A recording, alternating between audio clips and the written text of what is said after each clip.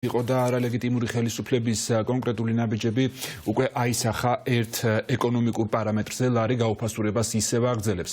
დოლართან მიმართებით ეროვნული ვალუტის ოფიციალური კურსი 2 ლარი და 86 თეთრია, ევროსთან მიმართებით კი 2 ლარი და 98 თეთრი. გაცილებით მაღალია კურსი კერძო ბანკებსა და ვალუტის გადამცვლელ ჯიხურებში.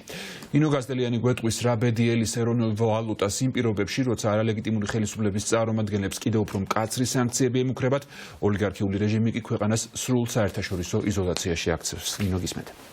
სპეციალისტები ამბობენ, რომ პოლიტიკური კრიზისი ჯერ კიდევ არ ასახულა ქვეყნის ეკონომიკაზე და არ გამორიცხავენ, რომ თუ შენარჩუნდა ესეთი ვითარება, ის კიდევ უფრო მძიმე ტვირთად დააწყვეს ქვეყანას. ამ დროისათვის, როგორც მიშა შენ უკვე გამოაცხადე ოფიციალური კურსი, ამ ოფიციალურ კურსთან შედარებით გაცილებით მაღალი არის როგორც კერძო ბანკებში, ასევე გადამცვლელ ჯიხურებში და 1 დოლარის ღირებულება კერძო ბანკებში უკვე 2 ლარსა და 91 თეთრში ადგენს, ხოლო ევრო 3 ლარის ნიშნულს გადაცდა. ის რომ კრიზისი სულ უფრო გამოიკვეთება ეკონომიკური კრიზისი, პოლიტიკური კრიზისის ფონზე, ამის შესახებ ჯერ კიდევ რამდენიმე დღის წინ და ბოლო პერიოდში აქტიურად საუბრობენ კერძო სექტორის წარმომადგენლები. რამდენიმე დღის წინ კი ცნობილია, რომ მათ საკმაოდ დიდი შეხვედრაც გამართეს და აი ამ შეხვედრაზეც კი გაკეთდა პირდაპირ მინიშნებები, მათ შორის საკონსულტაციო ცენტრების წარმომადგენლების მხრიდან, ფინანსისტებისა და ეკონომისტების მხრიდან, რომ სახეზე არის უკვე ნიშნები ეკონომიკური კრიზისის, რომელიც წლის ბოლოს, 2024 წლის ბოლოს გამოიკვეთა ერთ კონკრეტულ სექტორზე, ეს არის ბიზნესის სექტორი, თუმცა ეს ძალიან ბევრ სხვადასხვა სეგმენტს აერთიანებს. ტურისტული კომპანიების გარდა აქ შედიან როგორც სასტუმროები, ასევე რესტორნები, კაფეები და ყველა ამ მიმართულებაზე აისახა და ეს კრიზისი გრძელდება. შესაბამისად ამბობენ, რომ აუცილებელი არის კონკრეტული გადაწყვეტილებების მიღება, თუმცა ამბობენ, რომ ამ ეტაპზე, მაშინ როდესაც ასევე შემცირებული არის ინვესტიციები, სახეზე იკვეთება რეალურად უკვე კრიზისი, რომელიც შესაძლოა უახლოს პერიოდში კიდევ უფრო გაღრმავდეს.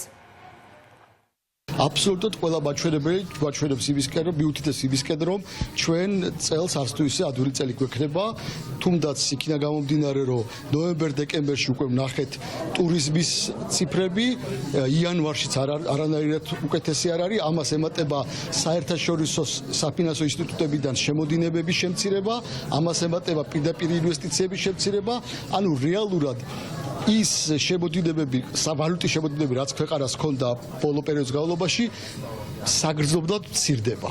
შესაბამისად, სერიოზული კითხვის ნიშნები ისმევა იმ ციფრებთან დაკავშირებით, რომელ ციფრებზეც მთავრობას აქვს აწყობილი 2025 წლის ბიუჯეტი, გათვალისწინებული აქვს 6%-იანი ეკონომიკის ზრდა, რაც ძალიან არარეალისტურად ჩანს ახლა უკვე და შესაბამისად ისმევა კითხვები თუ როგორი რეაქცია ექნება ეკონომიკას ამ კრიზისთან დაკავშირებით და რა შეიძლება გაკეთდეს. 2025 წლის პირველი კვარტალისთვის ხედავთ, რომ ბიზნესის განწყობა როგორც წარსული 3 თვის შეფასების კონტექსტში, ასევე მომავალი 3 თვის მოლოდინებთან დაკავშირებით არის ყველაზე უფრო უარესი 2021 წლის შემდეგ. ანუ ესე დაბალ დონეზე ჩვენი ინდექსი არ ყოფილა. გაუარესებულია ბიზნეს გარემო, გაუარესებულია მოლოდინები ინვესტიციებთან დაკავშირებით, რაც პირდაპირ გადაითარგმნება შენელებულ ეკონომიკურ ზრდაში და ეკონომიკური პერსპექტივების და ეკონომიკური განვითარების მნიშვნელოვან ვარდნაში.